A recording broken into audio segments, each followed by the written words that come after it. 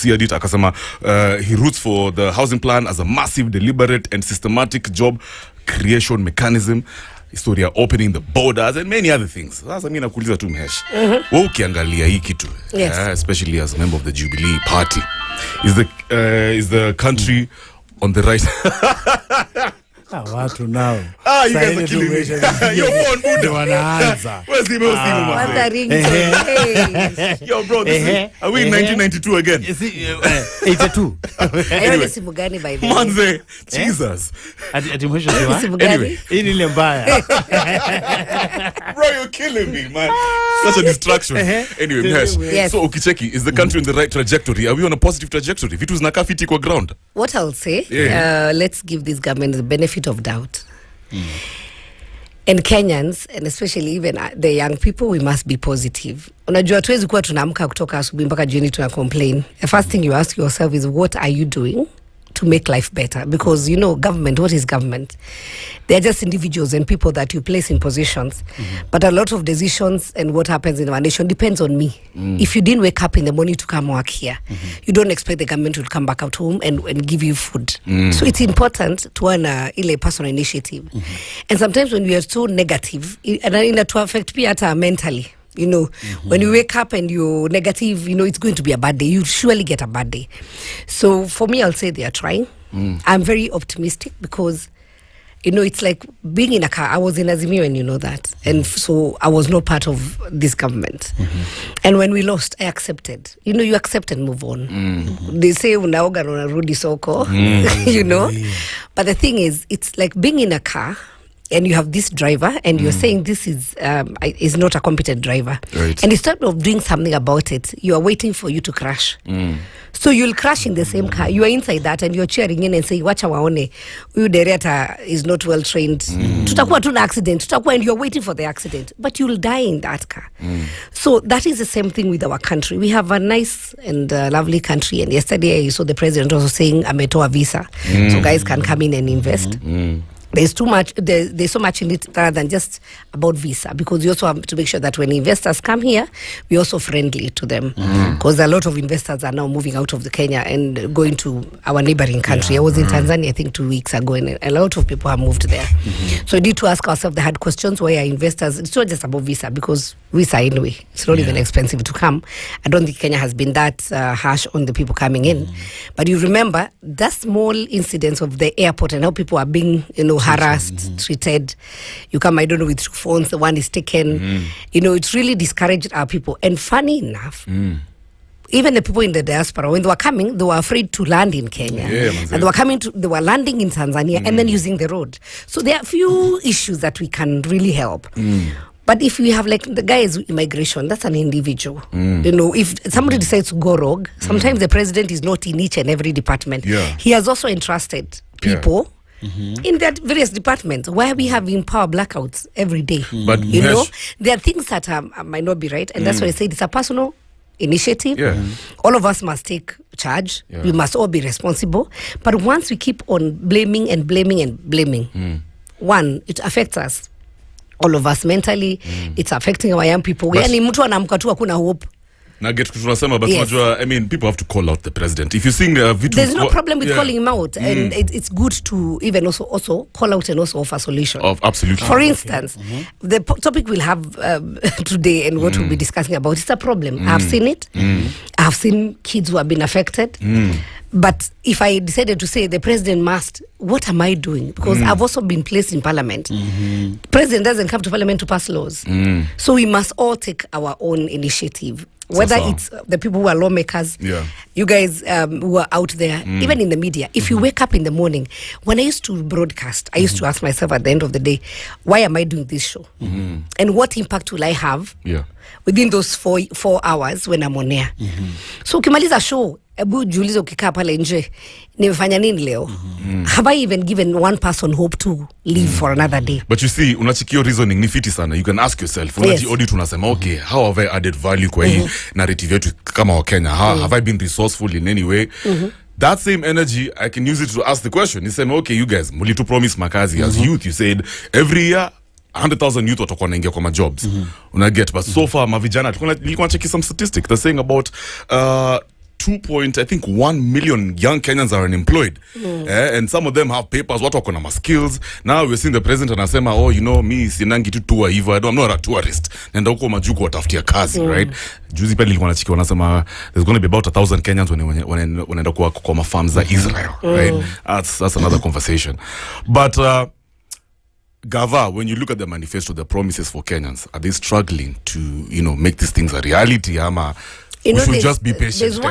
Okay, being patient, yes, but there's one thing about promising and the actuals. You know, ni kama vile tu mtu akiingia kwa marriage, unakuanga umemko in love, you know, you just see like everything's going to be heaven. Yes. But there are ups and downs. Yeah. But how you can do it differently, instead of just saying government promised, we have like the ministry now that is in charge of labor and social issues. We have the PS, we have the CS. Call him here. Ask him. The president went and said, maybe in UK, there was this agreement that was signed about our nurses. How far is it? How can our people access? Because again, there's also lack of information. So when you're here, you don't just have to call out the government. Lakini, call the responsible people. Because I say government is above us. Who is government? They are individuals.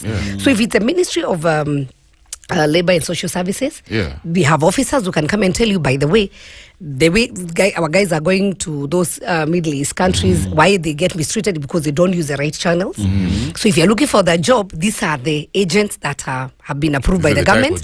These are the types of jobs, and this is how you apply. This is how you go, so that you don't just get a rogue person there who goes and dumps you in the Middle East. Then you suffer and you don't have anyone you can be able to call or you're mistreated, because the opportunities are out there. And I can tell you, if we are able, all of us, to consolidate and stop pointing. You know, I always say, when you point fingers, remember the rest. You are pointing with one, but the rest, there are three. They are pointing back at you. So let's, and this was my former president, who used to say, it starts with you. It's your own responsibility. And people criticized him. No, you're the president. He's just an individual. He's not that he's the most genius person. You know how politics happen in Kenya. Nategemea nani amekuwa popular, umekuja umepromise wase nini. But it doesn't mean that person, like, is a genius or he's a know-it-all. Yes, call out when things are not going on. They say these things are not, but also ask yourself, what is my contribution? As I've said, you guys have access to the young people, and young people are very creative also. Absolutely. So they also need to, give them a platform even to come and challenge and say, by the Gava, you guys are doing this and this, but we would suggest, as young people, don't make decisions on our behalf, because you find like even in the Ministry of Youth, you not get a lot of young people there. You get us old guys are the ones who are making policies for the young people. And things have changed. How I was brought up, it's not the way you guys have been brought up. But unajua kwa nini, it's interesting, unadhani maybe young people don't engage when it comes to policy making conversations. Wase wako indifferent. People saying, you know what, even if we suggest you a different kind of policy, haitafika. Imambo ya public participation. That's what I'm saying, negative vibe. No, I'm just telling you be very positive. That's what I'm saying. Be positive and start, I've seen young people who have started like projects, and then the government notices them and help them, because they can see, watu, they're doing something different. Wamejituma. Hata kuna pale imeona kujituma somewhere hapa nikikuja hivi. Tuanze kujituma, kwa sababu if we all become miserable and start blame game, we'll not go anywhere. Okay, fine. For me, I believe that things can be better. Okay. We are not at our best.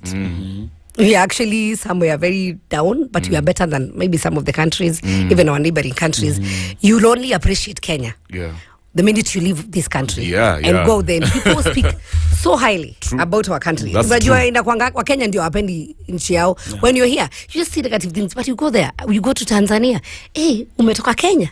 And then they talk so positively about us. There was a lady ametoka the Tanzanian Youth Parliament. Alikuja hapa hivi, she's called Madam Helena, a friend of ours.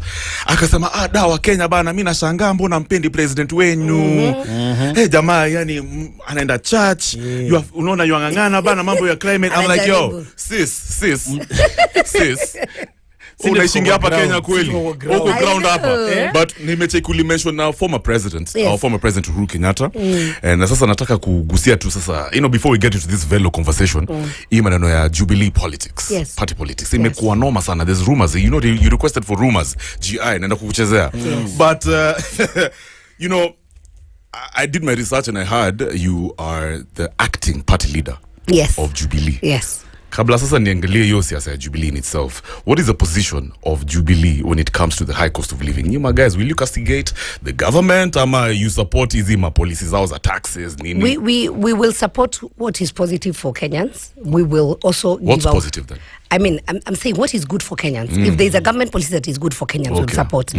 Where we need to put our voice, we'll also put a voice, a very strong voice. Where we'll see things are not going right, we'll call it out. So for us, and that's why we asked to be recognized as an independent party in parliament.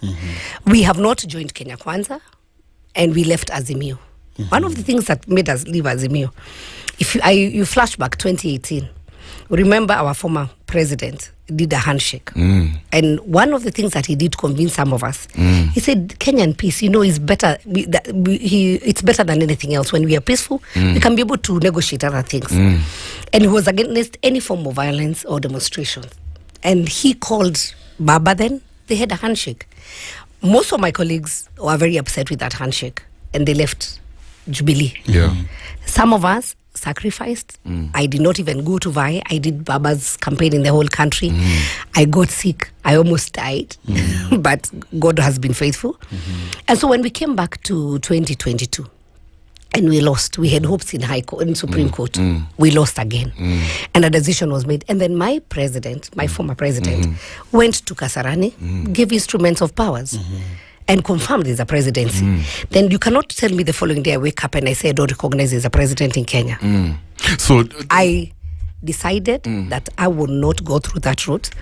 I decided I'm not going to tell our young people to come out on the streets, because I was given also a second chance to be in parliament. And I can be able to make policies. I can be able to speak for them when I'm there. Calling people to come out on the streets or even to put sufurias on their head. At the end of the day, what will happen in the evening? When these demonstrations were happening like on Monday, on Thursdays, when our children are going to school, I'm a mother and have kids, then what am I doing? The kids are not going to school, businesses are being closed, others, there was vandalism and everything else, our young people are being killed. And you see, the worst part and why I felt I will not be part of it is that when these demonstrations are done, our Kenyans is very different and unique. If you look at like South Africa, you'll find that these guys, the politicians, they come out of the street, they walk, and there's this multitude, and they are working together. They will go and do their petition or go and, say whatever they have to do, and done. But here, we have our young people running after us. As we are inside the cars, in our AC, when the tear gas is thrown, we just go back. At some point, even people had this very well guarded vehicles, so bulletproof. So wewe bullet haita kuhit. But for the young people, bullet ikirushwa inawapata, tear gas wanakula. So at the end of the day, why do we want to misuse? And finally, and the question that I ask myself, am I doing this for myself or for the good of the nation? I was actually going there. Because at the end of the day, how come when people do deals, they go quiet? We asked for dialogue. The dialogue came. We have seen what has come out of the dialogue. I don't want to really dwell or go deep in it. But it's the same thing when we talked about BBI. A lot of things that were in that dialogue is what back again 2020 when we were talking about BBI, when you talked about the issue of winner takes it all, because it's very unfair that people go into an election and then like you have almost half of the Kenya divided into two. This one has his own followers, this one, and maybe they can imagine that the person who won is a very small margin. Then you cannot just tell that person, go back home and stay. And my suggestion was, this person who becomes number 2 and his deputy becomes the leader of minority in parliament, and his deputy becomes the leader of minority in Senate. So instead of going to the street, he is inside parliament, and he can be able to critique. For sure. He can be able to participate na kurepresent wale watu wake ambao waliachwa. But what happens, because I want to be relevant, politicians vile si ufanya kama siko kwa power, kama siko kwa position, nataka kuwa relevant, ndio watu wanikumbuke after 5 years. Otherwise nikinyamaza mtakuwa mmenisahau. But kabla tuangalie things from that angle, so unajua umesema wewe ndo the acting party leader Jubilee.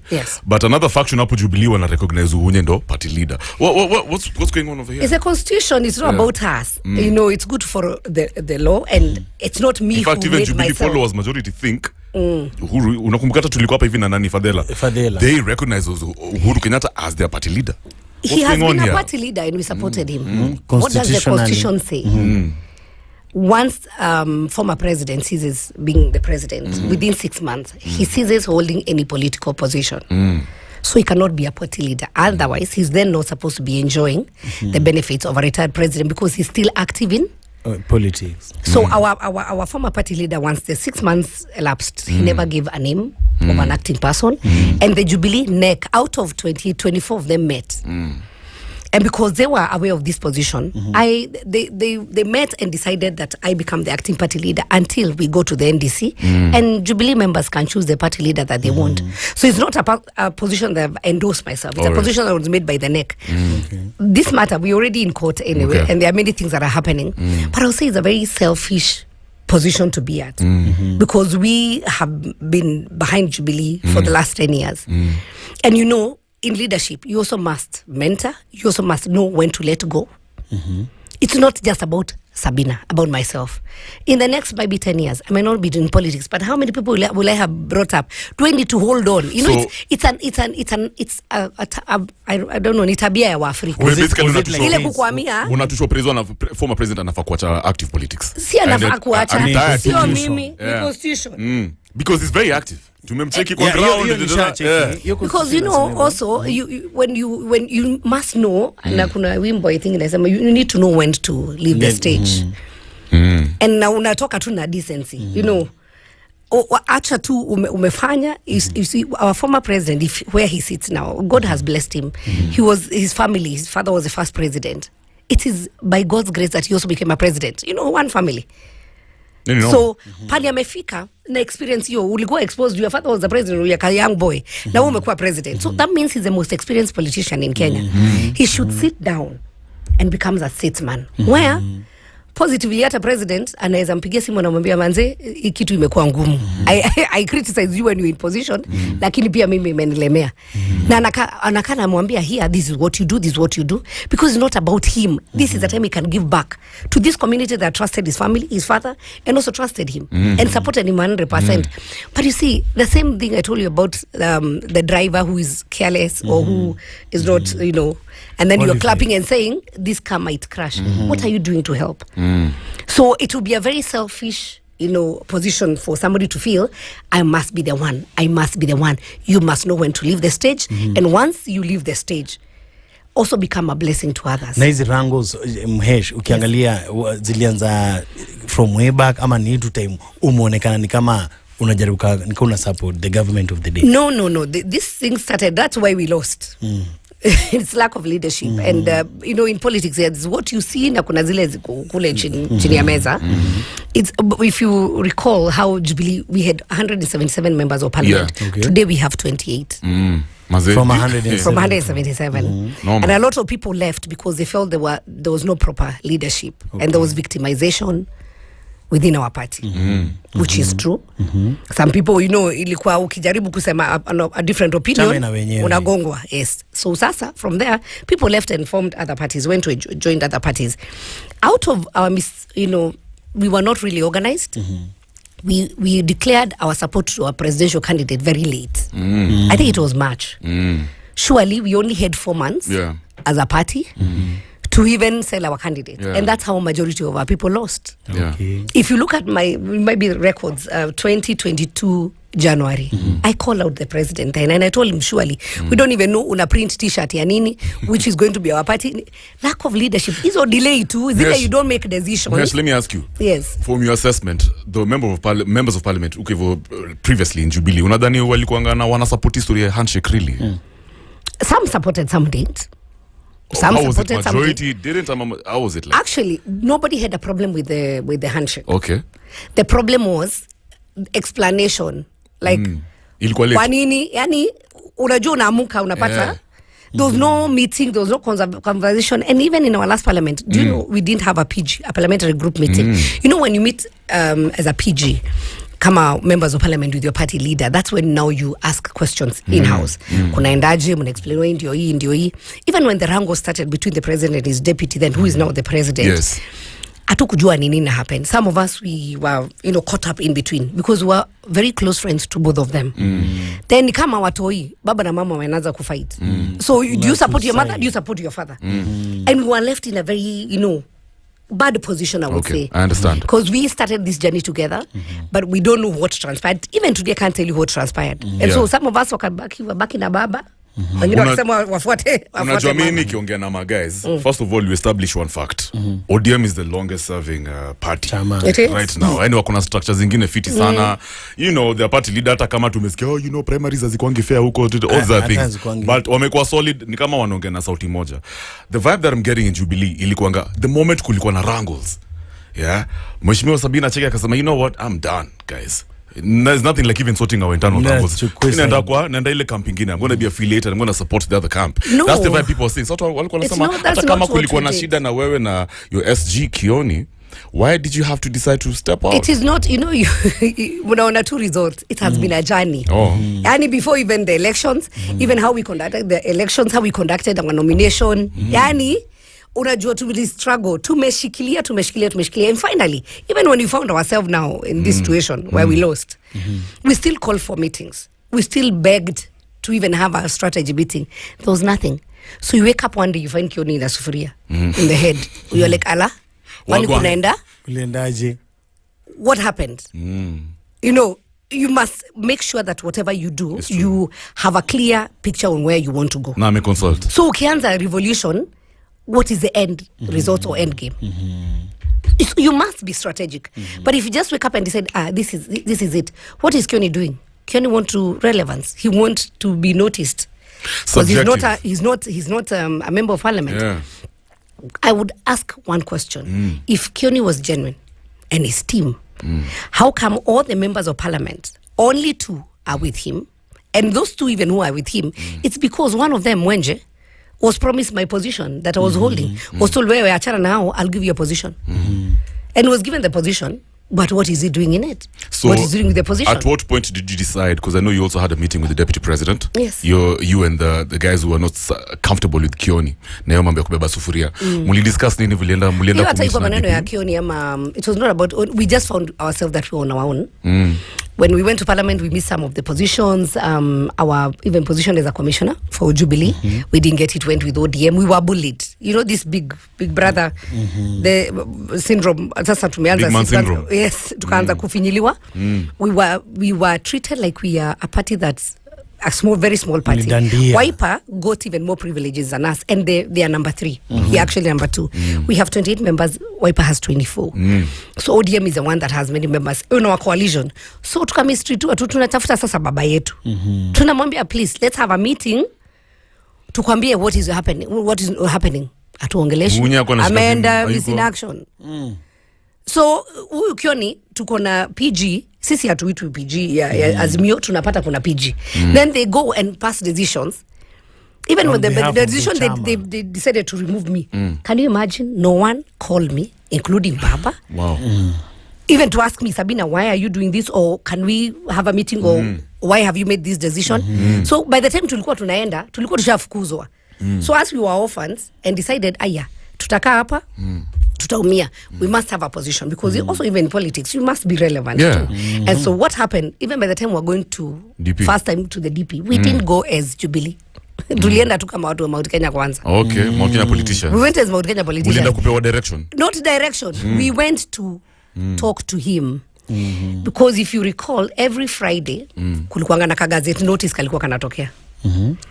Everybody who was from our region, who was in the government then, it was almost a plan that they all had to be removed from the board, from the government.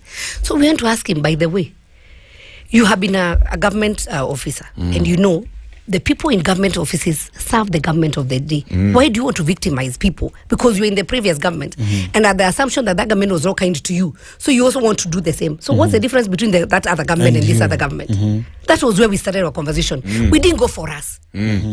We went because there was a very huge outcry. People are just being, you know, you have a job, you work for the government. The following day, unapata umedigazetu, and somebody else has been given you a job. Just because you were in the previous government. We even reminded him, even the current president was in the previous government. And it was only happening to people in our region. because there was a lot of bitterness. So mulikuwa mnadai. So tulianza kutetea watu tukuenda, even when we went to meet with the president. Mount Kenya people. We went as a Mount Kenya before we even went as Jubilee. So our concern was how our people in the government were being mistreated. The people who were in the board, they were just unceremoniously removed. Not because you didn't perform, but just because you were appointed by the previous government. And some of them were, in very good people who are working and doing a great job. So I told him, you need to go slow.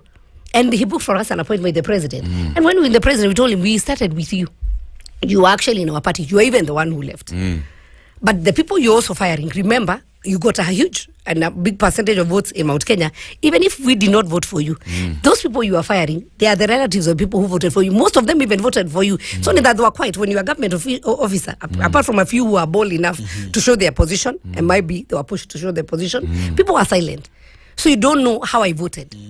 And so you cannot victimize me because I was appointed by the previous government. We told him, go slow. Because also there is institutional memory. If today watu wakuje tu watolewe vibes, wote watolewe kuletwa watu wengine wapya, how do they even know your audience, what they like? There must be institutional memory. So as we went not to ask for anything, we were just concerned about that. Was our first concern. And many other issues that came up. Unajua from watu wa ground kasisi hapo base mazetu kibonga history tunasema damn. Okay, hapa inakanika kina Sabina Chege wanataka handshake. Na kusho tu vile basic in a very basic at way. Least I've explained to you what happened. Then that makes sense. And by the number 2, even handshake is not bad. If it's for handshake for the benefit of this, why did Baba come to Uhuru 2018? Because we can't continue fighting. If we continue fighting, unajua Kenya imekuwa ni ile nchi immediately after elections kama zingine zinaanza immediately. At what point do we sit and strategize and say we need to work for our people? Why do we need to keep our people always on toes? Yani lazima tushinde tu campaign kwani it's about us. But unajua sasa about performance. Na hapo sasa mtafanyaje? Because as far as we are concerned, so far vile kunakaa Mount Kenya ndio Central haina a leading party sai. Si kama vile tunasema ODM. UDA is a national party. Jubilee was actually a Mount Kenya party. But so right now actually it's half. Northeastern members are half of our members in Jubilee. So they're actually more. Our hope, let me just say our hope, because we are hopeful, is that Jubilee will, all these strangles will revive Jubilee. Mtaanza ingine. Atuanze ingine, and that's why tulisema sisi, kwanza, why I'm happy is that we can discuss Jubilee. Everybody said Jubilee is a dead party. And tumepatia tu life. So, ilikuwa hii ni party mpaka tukawekewa mpaka kaburi. Tulitukana watu na sahi. Watu wanaongea maneno ya Jubilee. Just last year Jubilee ilikuwa the ruling party. Alafu wakasema tumekufa, tukazikwa. But now we have revived Jubilee. What we would want, and this is a mistake that happened and we don't want to repeat again. We want, once these court cases are done, because all we did and in our team and with the members of parliament that we are with and with the NEC members, we followed the law. And once we finish all these court cases, we want to go to mashinani. We want Jubilee to be owned by the people. Because Jubilee is not about us who are 28 members of parliament. It's about Mama Mboga, Wanjiku. It's about the person on the ground. But from 2016 when we started Jubilee, we've never had grassroots representatives. Even the ones who on paper, they're just names that were forwarded. We want to go to the ground from the ward level. We get supporters from youth, women, and the whole structure. We start from the grassroots, going all the way to the national level. So that we at the national level are not the ones who are making decisions on behalf of our people. Kuna chama kayo. With ODM, I can tell you, but ODM, my experience. ODM, the last time kuna kina Jalazu tuja kujishikanisha na president of the day, Kaliwaramba. Yet ODM iko na democracy. Na vijana wanapigwa whips. What I'll tell you, ODM, if you go to even a barrio somewhere, utasikia tu mtu amerecognizewa asalimiane chairman wa chama ya ODM. And grassroots now wako na grassroots. Despite no party is perfect. But they have a grassroots. And maybe we'll say there's something they believe in. Unajua, the minute we will have political parties not acting as individual, but kitim sasa. An individual party where an individual decides jump. But they are private entities. That's what I'm saying. We must now distance the parties from wenyewe. Because wenyewe kama wewe unafikiria wewe ndio mwenyewe, si basi usimame peke yako. Useme chama ni yako. Okay, so surely what we need to do is have structures like what in the US. You are either Democrat or a Republican. That's cool. That's There's something that you believe in. Lakini you know what has happened in Kenya? Our political parties ni zile na kuja kusema mimi nitakuwa mama mboga, mimi ndio nitafaitia youth. After that nikiingia nasahau. Na ndio next year 2027 tena nitatafuta kitu kingine, and that's why I might change my political party. Unacheketa some time back about 2 months ago tulikuwa nacheki DP alikuwa anasema you know, I'm trying to reach out to the former president, nataka sasa tuunganishe central yote. Sasa tulete tuka Jubilee. Number one, are you willing to actually you know, sort out the issues between you and the former president? Maybe sasa as a way of, you know, rejuvenating. Can I tell you something? There are no issues between me and the former president. I have no issue with him. You guys talk in terms? The only you talk in terms. You only talk to a person who can talk to you. You cannot talk to a stone. So he doesn't talk. The thing is this: I have no issue if there is anyone, if there is anybody who sacrificed everything to make sure that he has a decent send off, that he's not humiliated, that he's not left alone.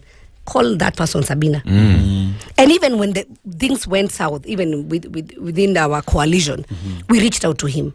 The only thing is, us, we are not interested in anything, because even the political party, being called a Jubilee acting party leader, does not add anything on my plate. Okay. But the thing is this, would want our party to stand, we would want our party to be known of what it stands for. Once you go to the grassroots, then we say this is going to be our manifesto. Since the manifesto are only for the election, then after that is done.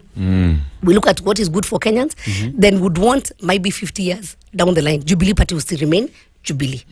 So the mutation of political parties to fit a specific vibe, kwa sababu mnataka kuwin tu, alafu after that mnasahau. We want a political party that is going to be strong and that will go to the grassroots.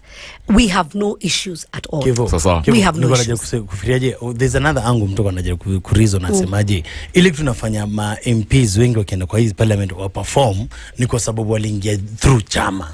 Unagiri ni Jubilee lingiza watu ndio wako na majority. So whatever they're going to talk there, the leader ni party agenda, ni party agenda. Hii tuna vote hivi, tupende nini ipite bill ya finance bill ipite isipite, chama yetu. So there was someone anasema inafaa kuwe chama ni ya kupitisha watu pale, ukifika pale ukwe an individual ndio at least uweze kuongea ile kitu ili kufanya watu wako wakuvutie kwa ground. There are several dynamics and I will tell you.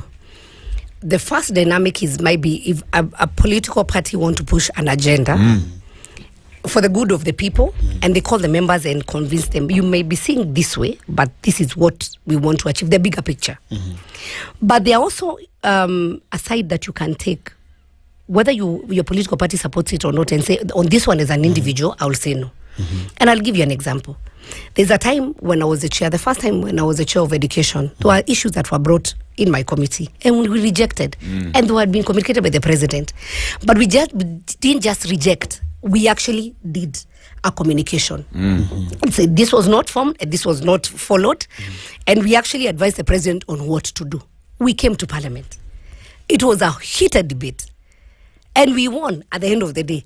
Some people even went to the ground saying, no, Sabina is fighting the president. But even the president knew what we said was the truth. All right. Because, you know, you just pass something in parliament, then somebody goes to court, and then it's challenged, all this drama that happens. So it's not that you have to blindly follow. Sometimes maybe your party leader will call and say, this one, we want to do it this way, and explains, and then hapa unaona sense. Na kuna wengine wanaweza mwambia yenyewe hata kama niyo allow us to part ways, because also politics are very local. Kuna kitu inaweza pitishwa na inaumiza watu wangu. So mimi nitasema niseme, by the way, for the sake of my people who voted for me and who allowed me to be in parliament, ni uruhusu tu niseme hapana. All right. Na hapo let's take a short break. Wale wangu wanapigwa Kiru. Na nani? Kuna proof. Muulize. Hapa kituambia. Let's take a short break. Nakumbuka mesha kisema bebe. Let's take a short break, guys. Bebe mesha. Nitakuuliza tukirudi whether Uhuru Kenyatta former president will be a factor in 2027 when it comes to central Kenya politics. Ama hiyo story yake imeisha hivyo. We'll talk about that tukirudi. Right now, my guys, just a quick reminder. Buda unaweza shinda dofiti. It is all about tazama utuzwe, right? Tazama utuzwe. Habari njema, mchezo mpya wa kushinda hela umewasili. Tazama utuzwe ni mchezo rahisi na njia haraka ya kushinda hela ukitumia simu yako. Now grab your phone, alafu weka hapo kwa paybill number 145656. Acha niseme tena 145656. Kwa account number weka the initials KM. Kenya and my mother KM. Nikev Matara. Aya, when it comes to the your place ya kudeposit. Maganji hapo. Tunanibamba maze, you can actually deposit at least as little as 20 bob. Unaweza cheza na 20 bob hadi 50 bob, and this one guarantees you ushindia 20,000, 20k hadi 50k. Now better yet, bado kama mfuko iko sawa, unaweza cheza na 51 bob hadi 99 bob depending on how much, 60 bob, 70, whatever you have. That's hapo uko guaranteed to win between 100,000 shillings and 300,000. Hiyo ndio fiti sana. Imagine yani hiyo inaweza kujenga aje kwanza na festive season. Buda Mombasani tunasija, so Mombasani, Zanzibari tunasija. Hapo tunapitia shortcut. Manze hii ni mob. And then surprise pia wazae. Manze umecheki ground vitu hazijakuwa noma, so you might wanna also unasema niaje dada please Mombasa school fees I got it. Kiro hapo. Yeah, and I saw kweli ile namba mengine. Exactly. No mesi ni simple sana manze. 20 bob to 50 bob una win 20k to 50k, na of course 51 bob to 99 bob una win 100 to 300,000. Ni simple. Account number mazuri umesikia ni 145656 na unapiga hapo vika KM. Yeah, the pay bill, that is the pay bill, Kev. 145656 and the account number is the initials KM. Tazama utuze. Tukirudi, we're still hanging out with nominated member of parliament Sabina Chege. Shikilia hapo hivyo. Remember www.vibesradio.co.ke, alafu unaweza to get up hivyo live on channel 172 on #KTNBTV hapo hivyo start times. Good morning, it's about 11 minutes to saa 3. This is the Modern Vibes on Vibes Radio. If you hang around with 3 confident people, you will be the 4th. If you hang around with 3 intelligent people, you will be the 4th. If you hang around with 3 millionaires, you will be the 4th. If you hang around with 3 idiots, you will be the 4th. Be smart. Positive vibrations. Positive vibrations. Positive vibrations on the Modern Vibes.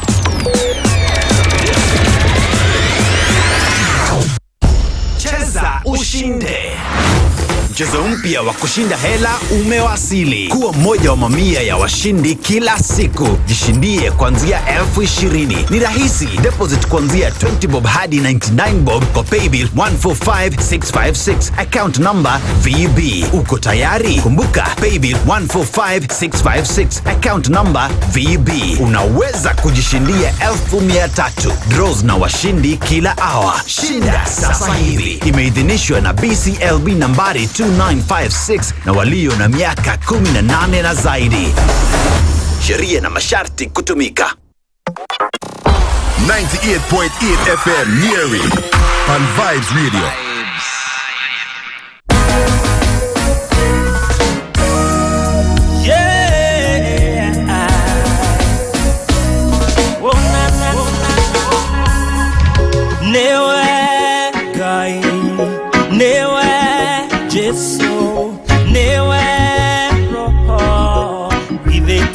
Tato Give tiono wangeke no kenene mutohore tumashegera Akero we tiene nadayo Vire wakune more Modo watweri wakunyo Ni odo wavire kuigeha Akabata na roro Naga ikoro kaitero Iradero na ituero Hatare modo gemuri yake oria Give tiwe modani watumire Goro ya kwege mwihoko Uerutire negwa okwere Etorere natayo Hare hadeke tuote vire Okiadeka nemore Give tiwe kai Give tiwe jeso Give tiwe roho Give tinywa tato marutire wero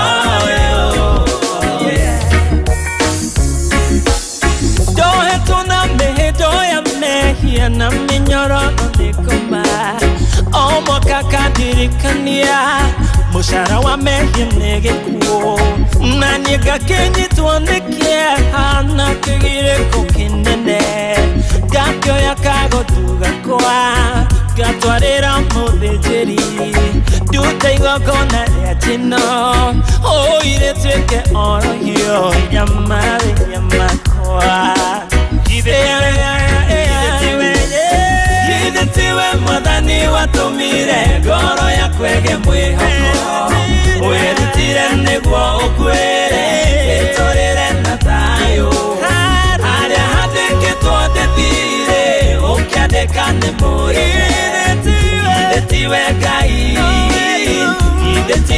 Jesu Idetiwero Idetinywa tatu marutire wera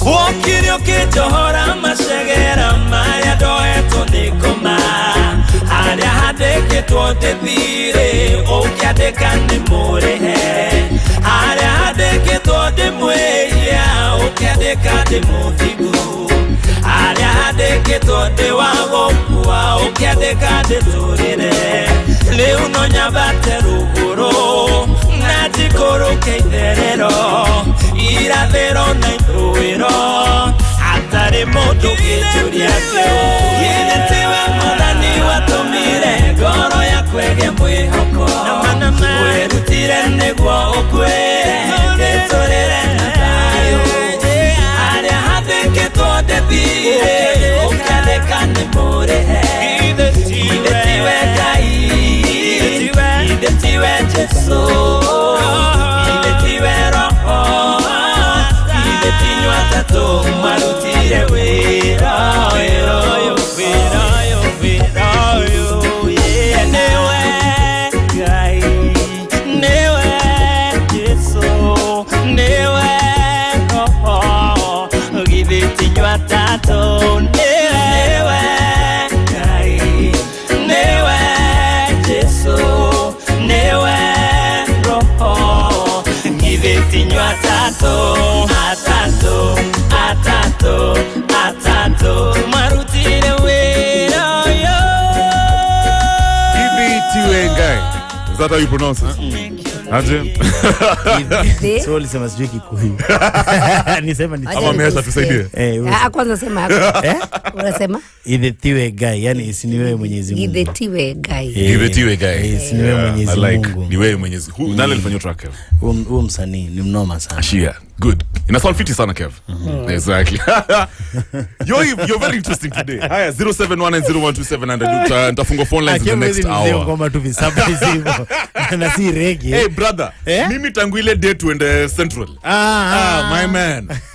That's my second home. I love it. I love it. Unajua wanasemanga Central is the land of abundance. Kuna kila kitu huko. Road network iko sawa. Ulisi ule mjeshi alituambia waende Nyeri. Huko si Kenya.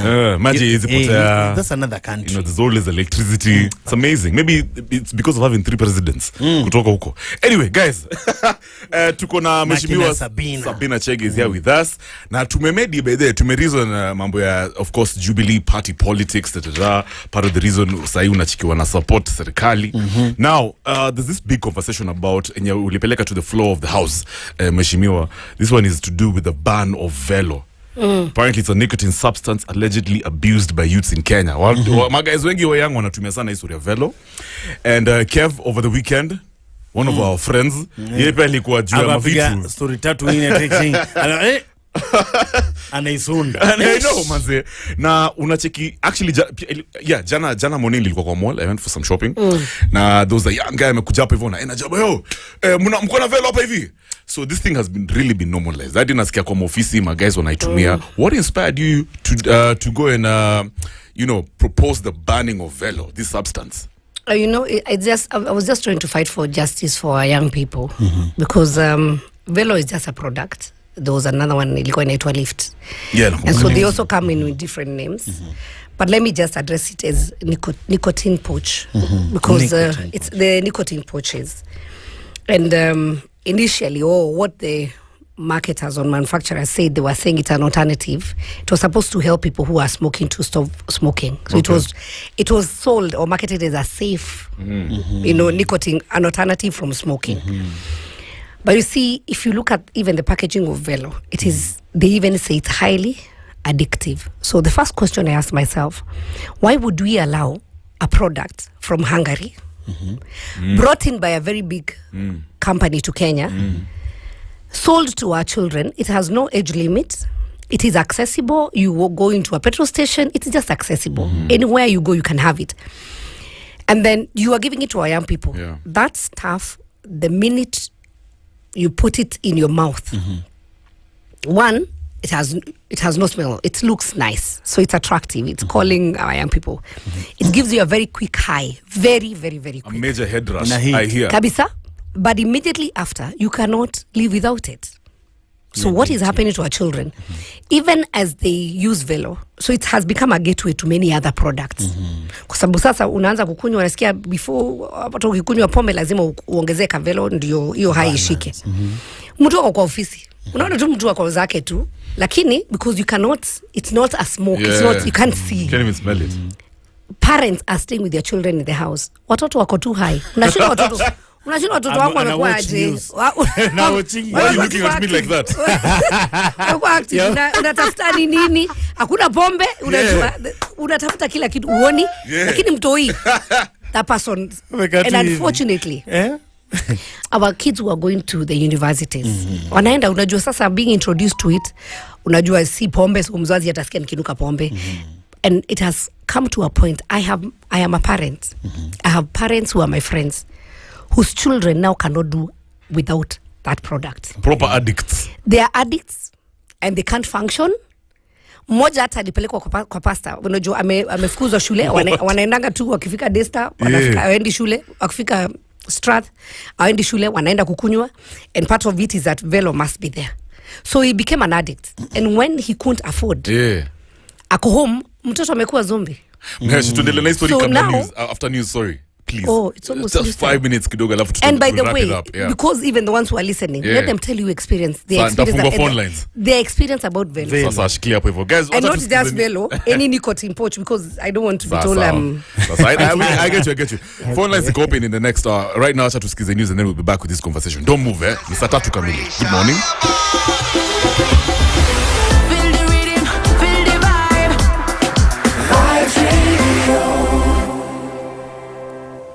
The news at the top of the hour on Vibes Radio.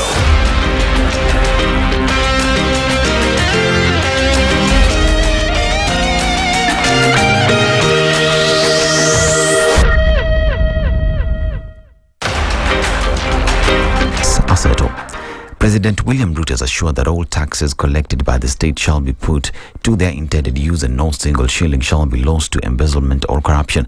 The president called on the judiciary and anti-corruption agencies to discharge their mandate without fear, favor, ill will or prejudice. At the same time, the president said enhanced resources have been allocated to the judiciary to promote its independence, adding that the country will continue to be guided by the rule of law. Additionally, Ruto noted that Parliament is now more independent with its own calendar and budget, which has enhanced its decision-making capabilities without influence from political parties. Kirinyaga Governor Anne Waiguru has asked the national government to allow rice farmers to buy the Mwea rice mills where it is offered for privatization. Waiguru said because farmers own 45% of the mills, it is only logical that they are given the first priority to buy the 55% national government stake in the facility. The governor said the county government will help the farmers in acquiring the national government shares so that they can run the factory. Speaking during Jamhuri Day celebration at Good Samaritan Secondary School grounds in Muthithi, Mwea, she said the government does not run business and therefore MRM factory should be sold to the rice farmers.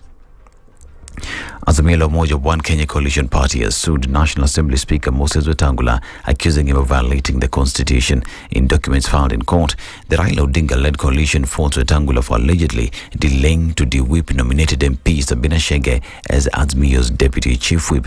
The opposition coalition also blames Wetangula for recognizing Jubilee as a parliamentary party and subsequently Sabina Chege as its interim chief whip. Police in Turkana apprehended a 43-year-old man linked to money laundering. The suspect, whom authorities identified as Douglas Simon Matei, was nabbed at his rented house following an operation conducted by officers from Lokichogio police station between 7 a.m. and 7:50 p.m. The arrest came following a tip-off from the members of the public. Detectives recovered 1,000 Kenyan notes, 38 pieces of paper with images of a 1,000 Kenyan shillings note, 2 bottles containing unknown liquid, clear crystals, a bottle of office glue, 3 black paper bags, and 2 syringes containing unknown liquid. The recovered items were kept as exhibits, with the suspect placed in custody pending arraignment. The Cabinet Secretary for Labour and Social Protection, Florence Bore, disclosed that Kenya has entered into a mega labour migration deal with Saudi Arabia. According to Bore, who is in Riyadh on an official visit, Kenya is said to benefit greatly from job opportunities in the Kingdom of Saudi Arabia, a plus to thousands of young people who are graduating from colleges and universities. The Labour CS further confirmed that Kenya has signed a bilateral labour agreement for the recruitment of healthcare personnel with the United Kingdom and Northern Ireland. Milestone declarations and pledges on green farming, food systems and mobilizing funds to rehabilitate forests and oceans packed the climate agenda at the COP28 summit as the 2-week conference entered its final stretch in Dubai, the United Arab Emirates, on December 10th, which was also COP28 Food, Agriculture and Water Day, a milestone declaration that puts the future of green farming and food systems at the heart of climate talks gained momentum after its signatories climbed to 152 countries from 134 since its launch on December 1st. The COP28 Emirates Declaration on Sustainable Agriculture, Resilient Food Systems and Climate Action stressed that any path to fully achieving the long-term goals of the Paris Agreement must include agriculture and food systems, and that they have to urgently adapt and transform to respond to the imperatives of climate change. This is Newswire. I'm Dennis Aseto. Good morning.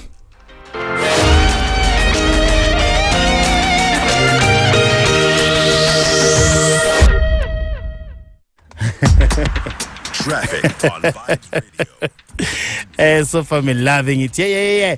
Kawaida tunapeleka na motaratara manze vile barabara zetu za Nairobi zinakaa. And so far nachikisaidia super highway majeka jam kama na kupungua kidogo. Sasa ilikuwa KCA University bus imerelad pale survey Mental. Watu wako saidia DCI manze Old Kiamburu manze ilikuwa imetoka huko vikwa DCI National Youth basi iko pale Muthaiga Golf Club hapo nika jam kama anzia. Nachisaidia yungwa Jogoro manze from Sitam Buru at least amepunga kidogo but from Makadara all the way to City Stadium bro kina Kuramba. And it's a ingine ya Kagundo Road, and from Kagundo Road in areas Mama Lucy Hospital, ukileke areas Charina pale kwa Momotra manzi hapa kuna jam, and of course areas Langata manzi na Chikingong Road kwanza Adams Arcade zoma area ukifika hapa Upper Hill Estates ukileke kwa roundabout ya Kenyatta Hospital hapo kuna jam manzi na of course Langata na same speed pale Timor ndio kuna ish kidogo, but the rest of the road in around 50 apart from pale Nyayo Stadium. But don't worry yourself, the traffic police down the road doing what they do best. All you got to do is holler at your boys on 0719012700 na tumezeshe vile barabara zinaendelea ama vipi majamaa. Of course #MVP #morning vibes. This is traffic on Vibes Radio. Good morning, Nairobi. This is the Morning Vibes on Vibes Radio.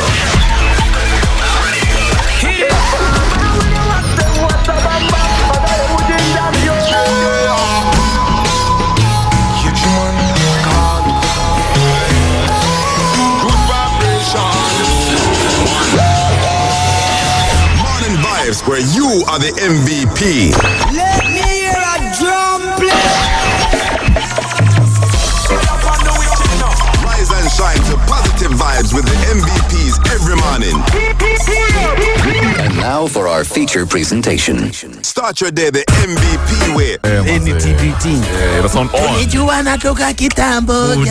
Toka zile enzi za bano. Jibanza bano. Kuna mzana mlimariana.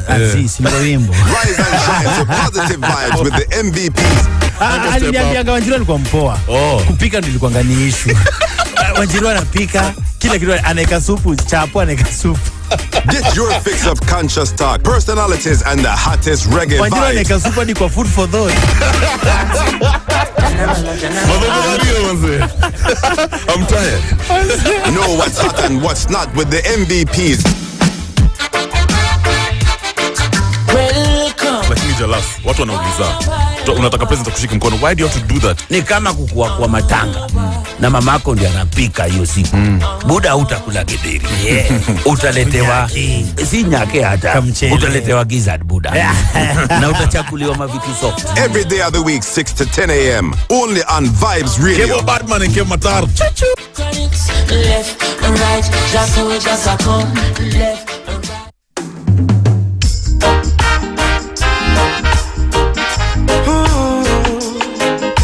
Natural beauty, you know.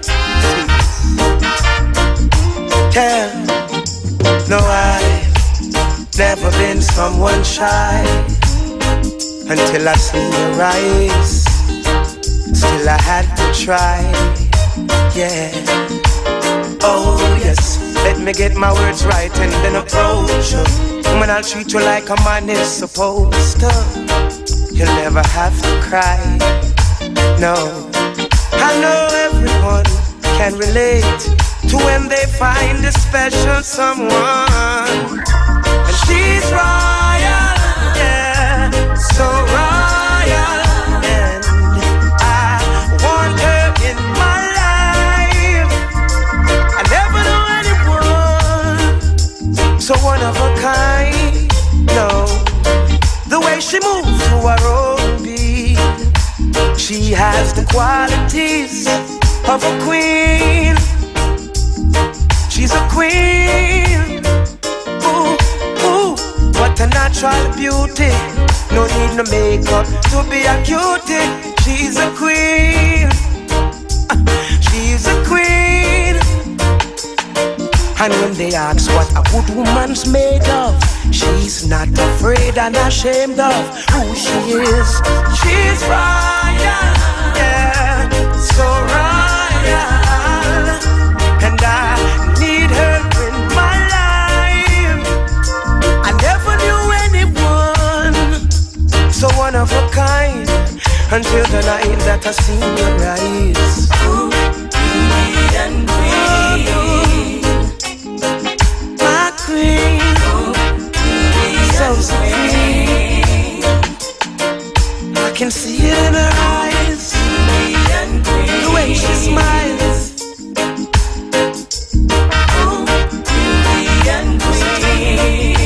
Hey, yes I know the king and queen crown. See, I'm tired, so I'd never leave your side. Just stick with me through the trial times. Oh.